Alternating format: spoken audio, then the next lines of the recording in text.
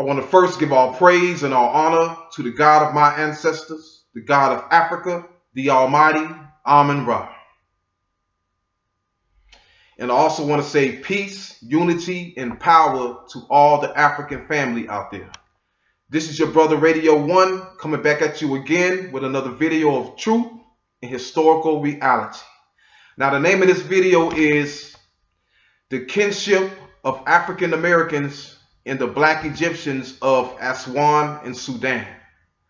Now, I know you heard it time and time again from East Africans such as the Somalians, the Ethiopians, the Sudanese, the North African Arabs, and the European Caucasians, that you Black Americans come from West Africa. You have nothing to do with Egypt. Well, I'm here to tell you that that is a blatant lie. And they do not know what the hell they're talking about. And I am here to debunk it today. And I know you hear from the Hebrew Israelites all the time that we are not Egyptians, that the Egyptians are the Sudanese. The Egyptians went to Sudan. But what they do not tell you is the place called West Africa today was once called Sudan. That's what they don't tell you. So we're going to get off into the records. Yes, I have the records right here, okay? And I'm going to prove my point to you. And we're going to get off into the records and we're going to get down to the truth. Now, let me tell you the importance of sticking to the records, because a lot of y'all don't like to abide by the rules. There are rules to this. Rule number 1, stick to the records. And let me tell you the negatives of not sticking to the records. When you do not stick to the records and you go to making up your own history out of your own imagination, guess what you're doing? You're allowing the white man to do the same thing. You're allowing the white man to also make up his own history, and you are giving him the green light to put himself in ancient Egypt and take you out of ancient Egypt. That is the negative of not sticking to the records. But when you stick to the records, the white man cannot put himself in ancient Egypt because the records do not support that. So you have to stick to the records. When you stick to the records, there's no way in for the white man. He can't. There's no way possible he can put himself in ancient Egypt or any other Middle Eastern or African history. There's no, he is locked out of it. There's no way in for him. But when you don't stick to the records, well, the white man can say the same thing. Well, since they're not sticking to the records, since they're rejecting the records, well, I can make up my own history too. I can make up my own fake DNA test and write down whatever and put myself in ancient Egypt. But it doesn't work like that. Because when you stick to the records, see, that's what a lot of you Negroes are like crybabies. Okay? And you don't want to accept the truth. And when you go to breaking the rules like that, there are consequences. So when you do not stick to the records,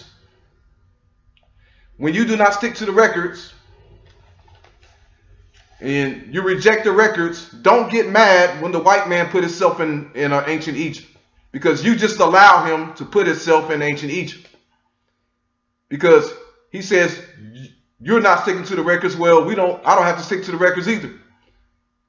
And I can put myself in ancient Egypt and take your black behind out. So that is the importance of sticking to the records. I had to say that. I had to make that clear. Now, when we deal with the Nubians, okay? Now, the Nubians in Egypt today, they are not the same as the Nahisi or the Nilotic looking Nahisi that you see on the tomb walls, which represent the jet black or blackest of black Sudanese, South Sudanese people. That is the Nahisi that you see on the walls. But the Nubians of today in Aswan in Egypt today, they are not the same. And even the people of northern Sudan, they do not look the same as the South Sudanese or the Nahisi on the walls. Now the Nubians are the true Egyptians. Yes, the Nubians in Aswan, Luxor, Kamambo, and all, they are the true Egyptians. Everybody else, such as the Copts and the Arab Egyptians, they're all a mixture of foreign races. They are all a mixture of Arabs, Turks, Greeks, Romans, Persians, Jews, all that. That's what they are. But the true Egyptians are the Nubians. Yes. Because many of them live in Aswan in southern Egypt. And yes, that is in Egypt. It's not in Sudan. So you can't say that they are Sudanese. They are Egyptians. Yes, some of them dwell in Sudan, but they are the true Egyptians. And I'm also going to share a story with you. It's going to be quick. I won't be long, but I will be strong. Now, I live in Atlanta, Georgia. And there is this elder man that I conversate with downtown. Because I go downtown to take care of business, and I conversate with this old man, and his name is Ahmed, and he is a Nubian from Aswan.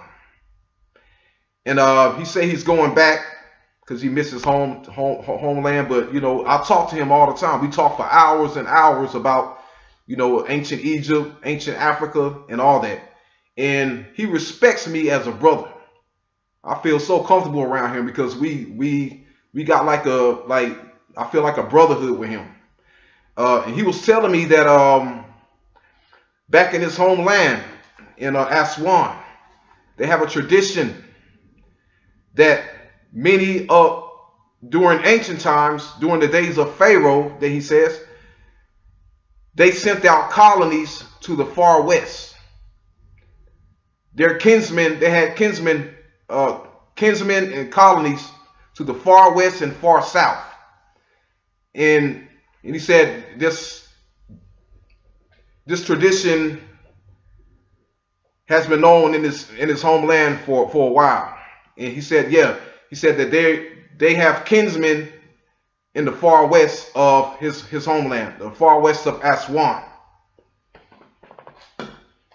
And me being the knowledgeable person that I am, and what I read, and I have to agree with him. He is right. What he says, it is supported by the records. Because when you know ancient Egyptian history, we know that they sent colonies to the west and the south during the pharaonic rule. They had colonies dwelling there. And you know, and he's a Nubian, and he's a little bit darker than me. He looks very black. He looks black. And he's from Aswan. So I just wanted to share that with you, to show you that the black Egyptians or the Nubians in Sudan know that African Americans are related to them. They know that they are kinsmen to the African Americans. But what these East Africans, such as the Somalians and the Ethiopians and the Europeans, tell you that you have nothing to do with Egypt, please do not take them seriously. Don't pay them no mind, because they don't know what the hell they're talking about. They never read a page of history. They are not educated in history, and they do not know what they're talking about, and they are speaking on pure conjecture. And they are not, and what they say is not supported by the sources of history. Now, we're going to get off into the record soon.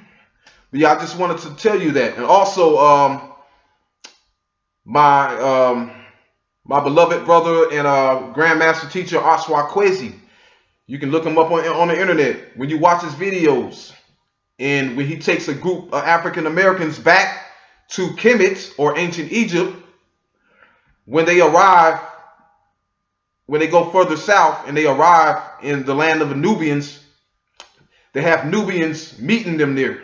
And the Nubians greet them in the words of, "Welcome home, Nubian brother. and they say it they say it with sincerity, and they treat the African Americans there like brothers, like a brotherhood. So that should tell you something. But when you go to when African Americans go to other parts of Egypt, they don't get that. When they go to Ethiopia or any other parts of Africa, when they go to other parts of Africa, they don't get that same type of treatment. They don't get that type of welcome. Welcome home, brother.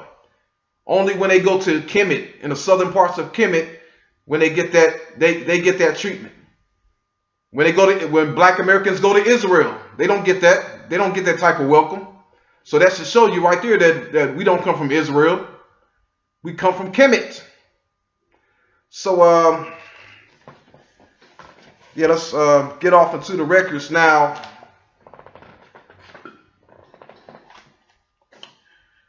Now I'm going to touch on what was West Africa called before it was called West Africa, because it was not always called West Africa. That's what you have to understand. See, we have to stop believing the white Egyptologists and the white man, because they are natural liars and they are not to be trusted. And on top of that, they are Europeans. They're not Africans. Meaning, so if they are Europeans trying to teach you African history, they are not going to tell you the truth off of what they read and study. They're going to make up their own pseudo lies and expect you to believe it.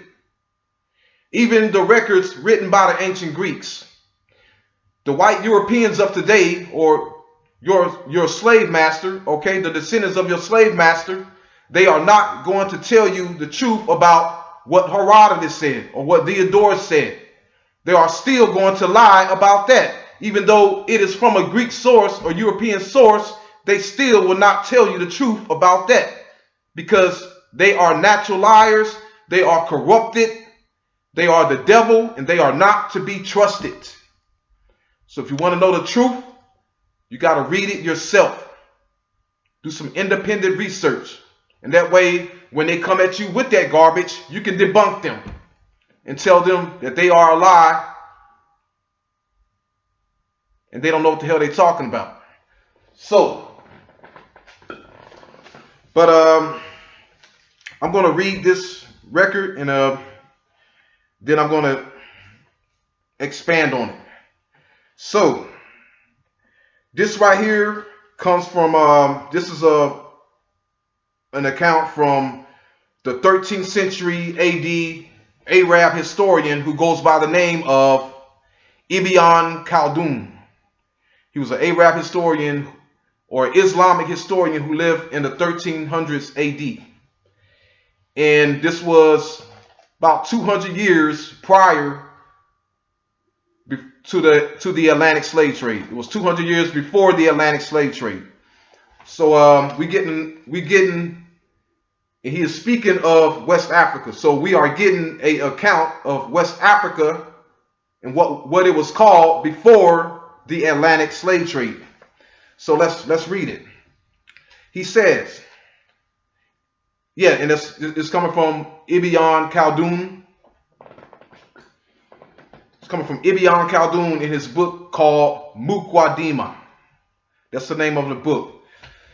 And he describes, the inhabited world, the earth around in the whole inhabited world, rivers and lands and all that. And he goes on to say, the first section of the first zone, the mouth of the Nile, which has its origin in the mountain of Kumar, as we have mentioned. The Nile is called the Sudanese Nile. It flows towards the surrounding sea and into at the island of Alil.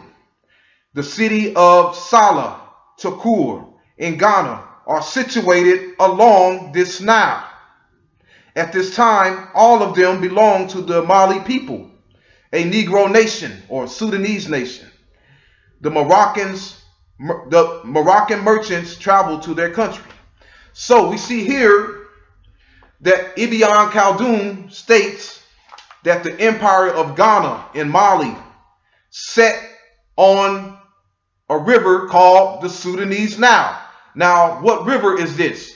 This is none other than the modern day Niger River. Okay, Niger.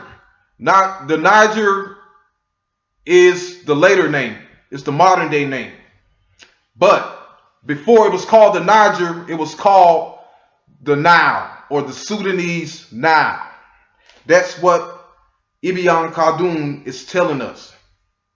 And there are also records before Ibn Khaldun that calls the land of West Africa the Nile of Sudan. Now, when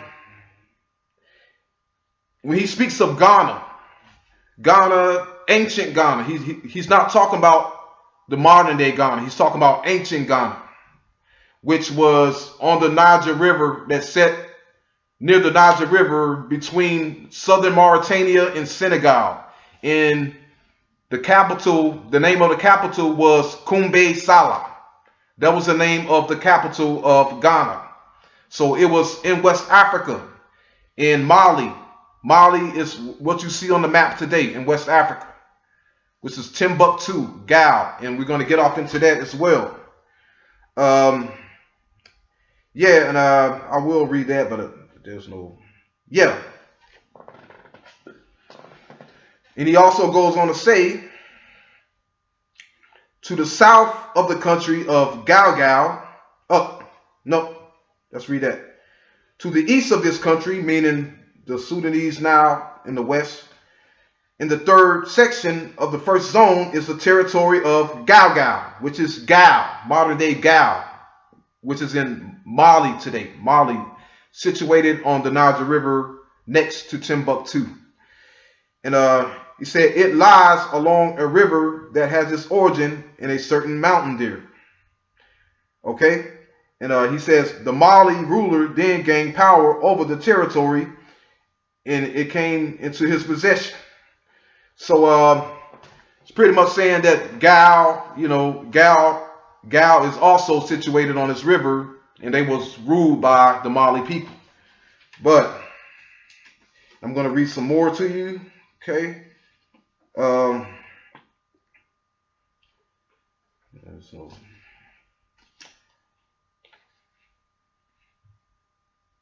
yeah.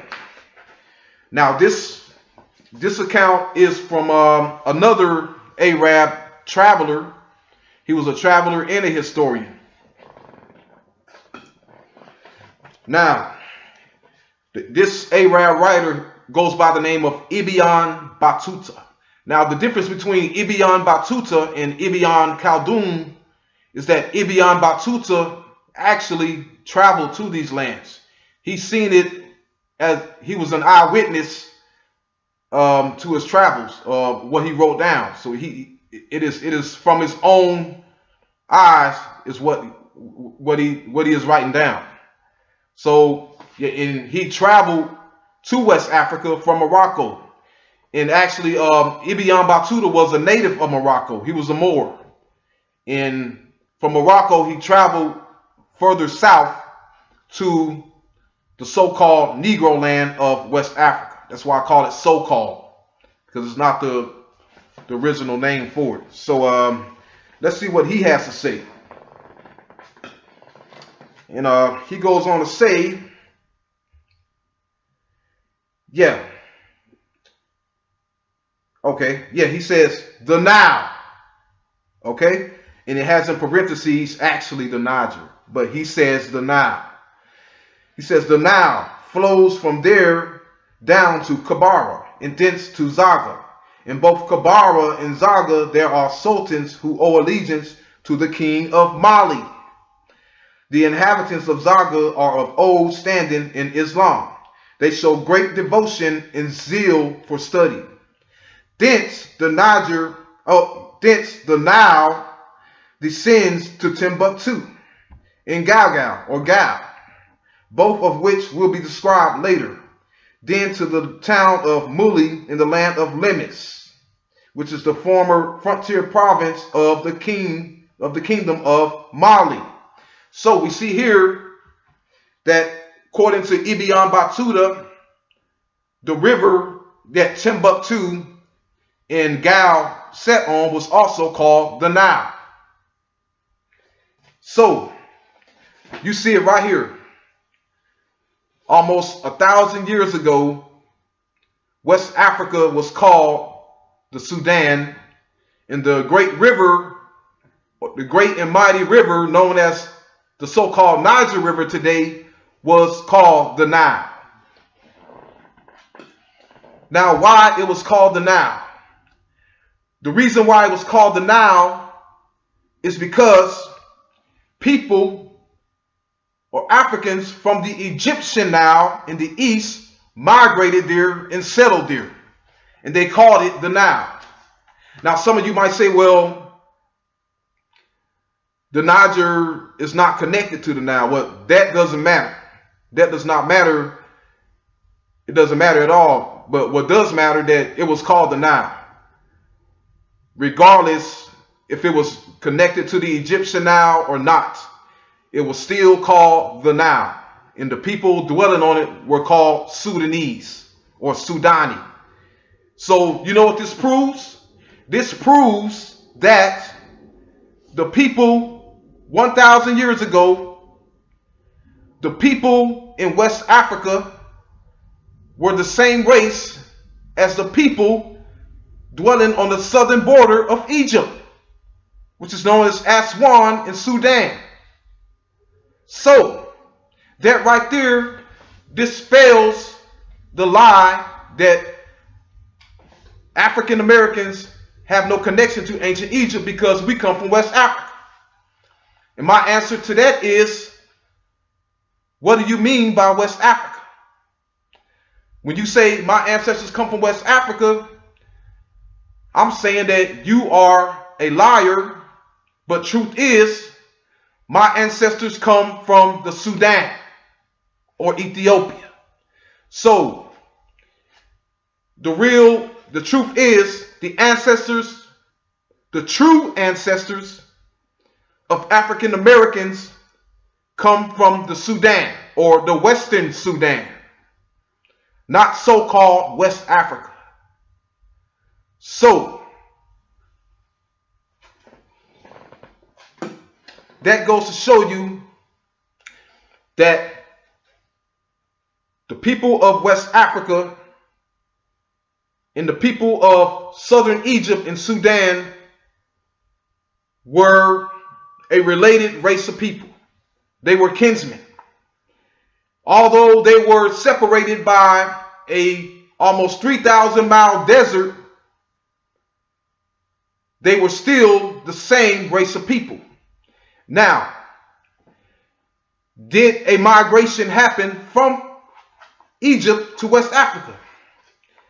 And yes, it did. And I'm going to show it right now. Okay? So, because some of you want to say, well, yeah, West Africans, they were related to the ancient Egyptians and the Kushites, but they did not come from there. Well, that is a lie. Okay, because there were several migrations from the Egyptian Nile to West Africa. There was a pre-dynastic migration that happened before dynastic Egypt. There was a dynastic migration when pharaonic Egypt was at the supreme of its power. When they was at the prime of its power, they sent out colonies and this was in the New Kingdom, because the New Kingdom was heavily populated. The New Kingdom had a large population. And because of this, they sent out colonies to the south and west. And there were also migrations during post-dynastic Egypt, meaning there were migrations after the fall of Egypt. When Egypt was attacked by the Assyrians and Persians, you had Egyptians who fled south and fled west. The south and west was a refuge land to the Egyptians, just as Egypt was a land of refuge to the Jews and the Israelites. That's what you have to understand.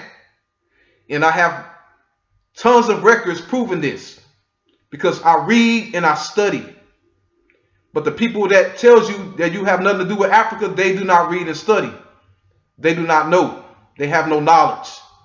So they just make up what they hear from the white man and tell you that and expect you to believe it. But it is a lie.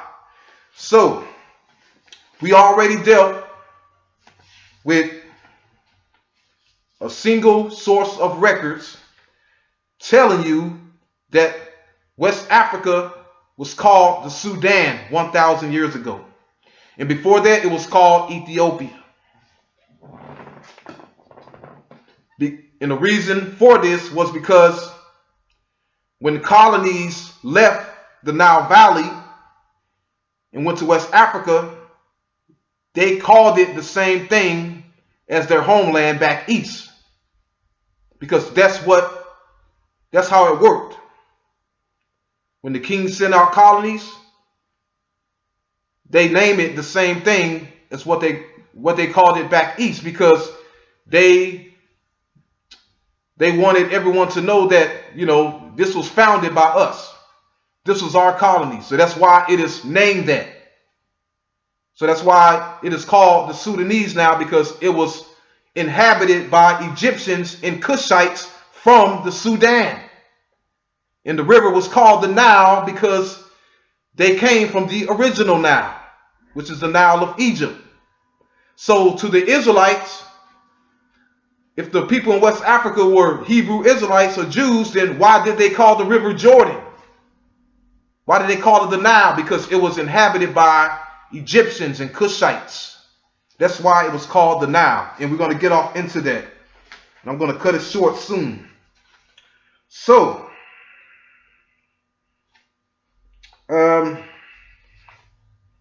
we already dealt with that the whole region of West Africa was called Sudan, and the entire Niger River was called the Nile. Now, so I'm going to show you a record. This is from the Arab historian who goes by the name of Al-Yaqubi. And he lived in the year 872 to 891 AD. So in the 800s AD, which was 1,100 years ago, 1,100 years ago. And he goes on to say, the sons of Cush, who are the Habesha and the blacks, or the Sudan. The word is Sudan, Sudan for the blacks. That's the word that they use for the blacks. So we're going to start over. It says the sons of Cush, who are the Habesha and the blacks, after they crossed the Nile, divided themselves into two groups. One group turned southwards, scattering east and west. They are nowadays called the Nubia, the Buja, the Habesha, and the Zanj. The other group went on westwards, and they are nowadays called the Zagawa, the Habash, the Kuku, the Maru, and the Maranda, and the Kaukau, and Ghana. Now, so I'm going to read that again and explain to you who was who in this passage. And he goes on to say, the sons of Cush, who are the Habesha, which is the Abyssinians or modern day Ethiopia, and the Sudan. Okay, well that's talking about the entire region, but I'm going to explain the groups. He says the sons of Cush, who are the Habesha and the Sudan, after they crossed the Nile, divided themselves into two groups. One group turned southwards, scattering east and west. They are nowadays called the Nubia, which are the Nubians, the Buja, which are the Beja of the Red Sea, and the Zanj, which are the Eritreans and the Somalians of the coast. And he goes on to say the other group went on westwards, and they are nowadays called the Zagawa, which are the people of Chad, eastern Chad, the Habush, which are the Hausa, the Kuk, yeah, the cuckoo, which was also in Chad and between Chad and Nigeria, in the Mari or the Merowe, another name for Merowe, which was in Nigeria on the Niger River, in Rwanda, in Cow. Cow is Gal. It's another name for Gal, which is in Mali, which I said before. In Ghana, Ghana is the ancient Ghana that sat in between southern Mauritania and Senegal. So there you have it. Okay. And Al-Yaqubi visited Egypt and Sudan, and this is what the people of Egypt and Sudan told him. There's another quote from Al-Masudi where he says pretty much the same thing, that the people of West Africa, which is in Ghana, are descendants of people from Kush or Sudan. And the Sudanese and the Egyptians dwelling in Sudan told them this.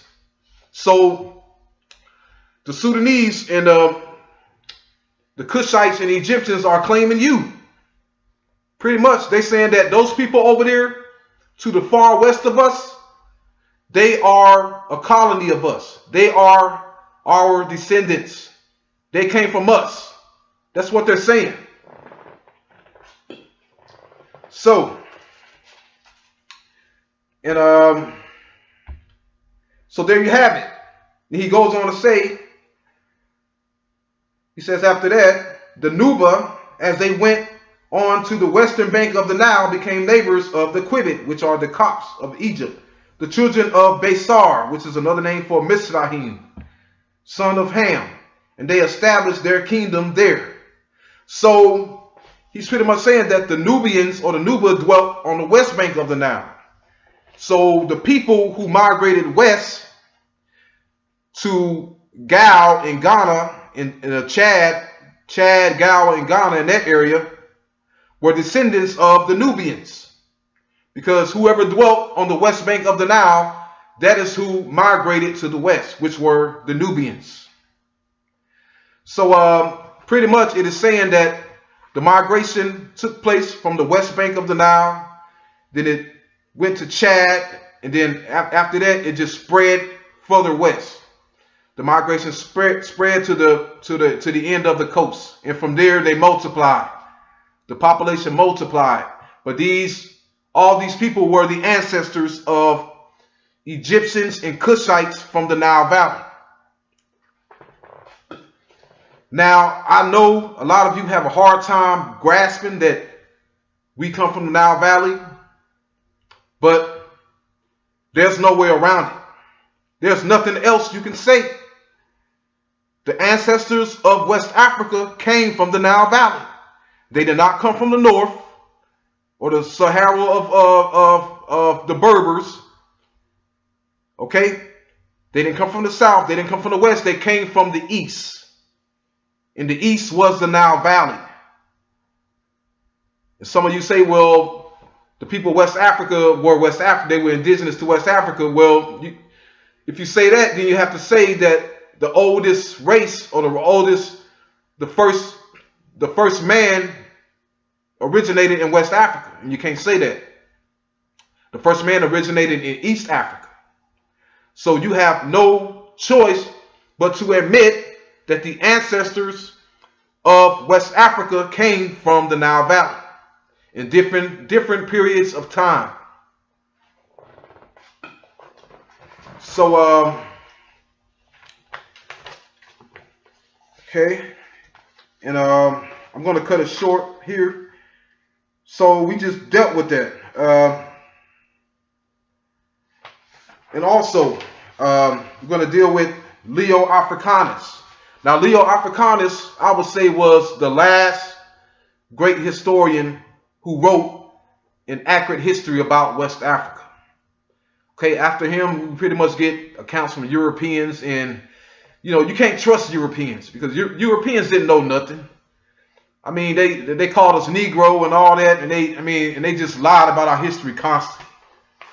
Okay, when I say especially the later Europeans, such as the Romans, the Spanish, the Portuguese. I mean,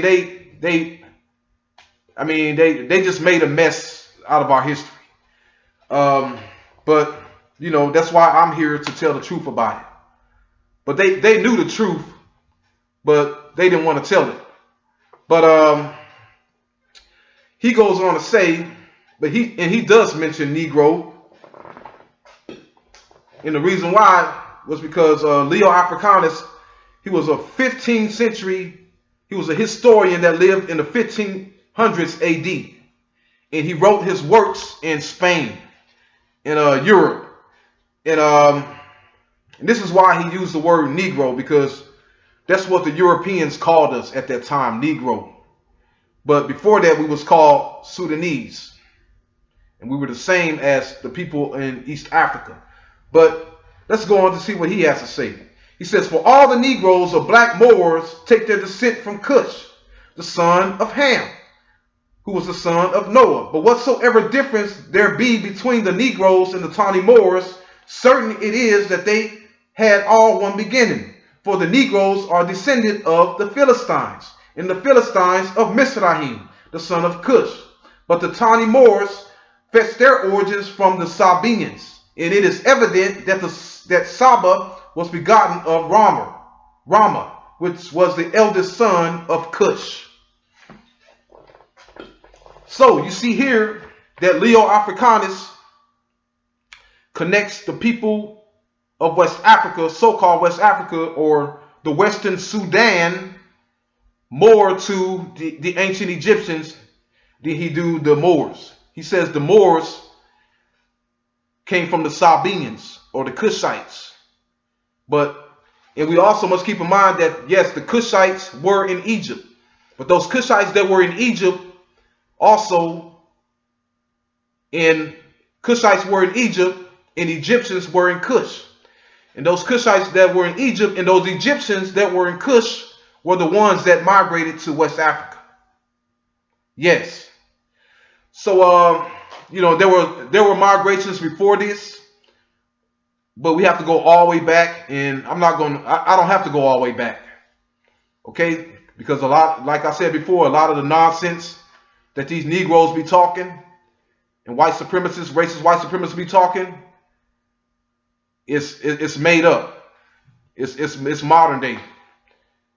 And it goes back no further than 100 years. So there you have it. I'm gonna close off here, but there you have it. And we are taking back. We are taking charge of this. We are taking back our history. What the white man says today means nothing. Okay? Because the white man is losing power, he is losing authority, and he don't have a say on nothing. We are taking charge. We are taking back our history. And sooner or later, when we unite, we will take back our land. And we will overthrow white authority. White authority must end. Because white authority, white supremacy, had a chance to rule in righteousness. But white supremacy chose the wrong path. The white man chose the wrong path. He decided to go the wrong path. He decided racism. He chose racism over righteousness. He decided to lie. He chose to lie over the truth. So his time is up. We are taking charge. We are taking back our history. We are not some dead slaves walking around on the plantation of old. No, we are awoken. We are educated. We are getting the knowledge. We are connecting back to our ancestors. And we are taking back. And we do not need a approval from the white man. Because this earth does not belong to the white man. The white man is a man like everybody else. But the only difference is he is the devil. He is a liar. He is a racist. And he is unworthy of ruling anything. And if the white man does wrong, if he lies, if he kills or murders somebody, yes, You have the right. We have the right to hold him accountable like anybody else. And we have the right to punish his devil behind like anybody else. So, with that said, this is a new day. We are taking back. We're not asking. We don't have to steal what's already ours. We are taking back what belongs to us. That is the reality. And I want y'all to continue to show your support to my channel. I'm going to be making a new channel later. And all these other channels, I really don't watch no more, such as Home Team History and Ankh and the Armor Rock Squad, because those cats, man, they don't deal with original history. I mean, their teachings are corrupt and Eurocentric and watered down. So I really don't listen to them no more. And the problem with Home Team is he's too trained, and he doesn't connect ancient Egypt with West Africa. He doesn't do it. So if you're listening, Home Team or anybody, okay, start telling our people the truth. Get it right. Okay, because I know, some of y'all, you on a white man's payroll. Yes, you an agent. Many of you are agents, and you refrain from telling the truth. But stop lying to our people. Okay, the white man time is up. The white man, the rule of the white rule must end now, so that the world can be a paradise. Once the rule of the white man ends, we will live in paradise. Okay, there will be no more rent, no more hard labor, none of that. No more oppression, none of that. We can all live free. If you want to work, we can work around each other, treat each other with respect. No racism, none of that. But the reason why we have that is racism, oppression, misery. Okay, people getting turned out and on crack, jail cells, death row, all that is because of the white man.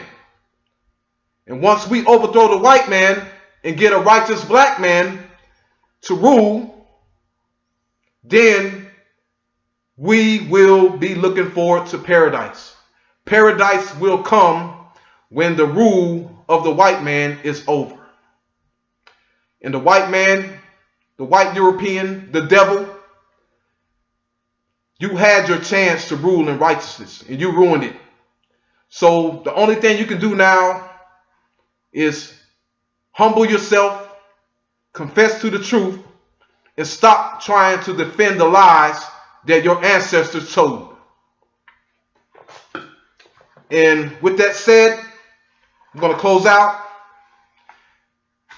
You just read it here, first-hand count, that the ancestors of Black Americans came from the Sudan. And that automatically connects us to ancient Egypt. So, this is your brother Radio 1 coming back at you again with another video of truth and historical reality. And until next time, Egypt stays in Africa, and death to white supremacy. Peace and Amen Ra.